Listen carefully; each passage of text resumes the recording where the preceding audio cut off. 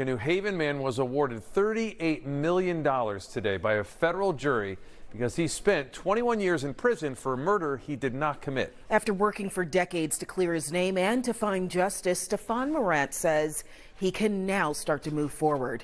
NBC Connecticut's Kyle Jones has been following this case since the beginning. She joins us now live in Hartford. Kyle, you spoke exclusively with Morant right after that verdict was read. What else did he share? Yeah, Keisha, we did speak with him, and he just seemed like a weight was lifted off his shoulders today. We talked to him after that verdict was read, and we gathered inside the courtroom just at 1 o'clock, and so there was a lot of deep breaths, a lot of people waiting for this verdict to finally get finished being read.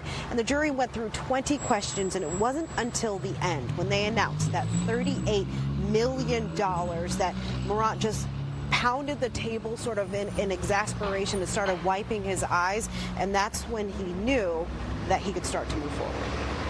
I always believed, so to me it was just a confirmation for me. I believed already. I know that I was an innocent person, so I always believed.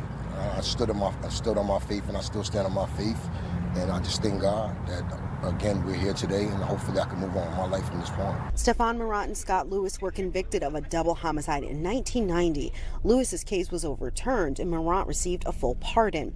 The jury today found that former New Haven police detective Vincent Rauchi and Von Maher violated Morant's civil rights by fabricating evidence, coercing him into self-incrimination, and a number of other claims. The city of New Haven was also found responsible for a widespread practice of suppression of evidence in the police department in the 1990s. This wasn't a one-off. This was a systemic problem that should have been uncovered decades ago, that they've been hiding through today.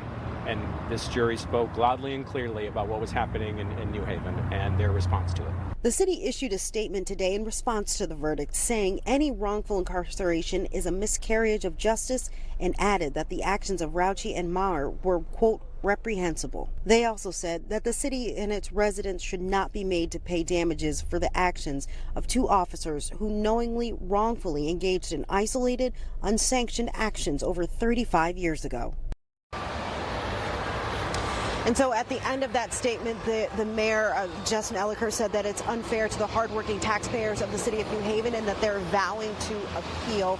And Morant's attorney said this just is the tip of the iceberg. Right now we know that there are at least 2 more federal court cases against the city of New Haven and several of the same detectives filed here in federal court that are in the pre-trial stages. So those cases will probably move through the court system over the next couple of years. And so we'll continue to follow this story and bring you all the latest as it develops.